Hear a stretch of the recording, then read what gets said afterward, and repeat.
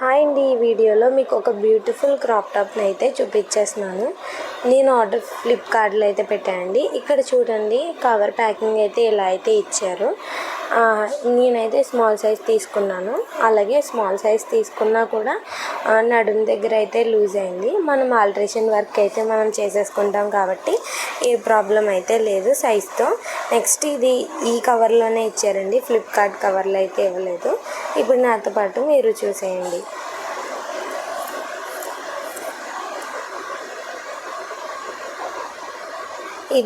దీని ప్రైస్ ఒకసారి మీరు గెస్ చేసి కామెంట్ చేయండి. నేను నెక్స్ట్ వీడియోలో అయితే మీకు షేర్ చేస్తాను.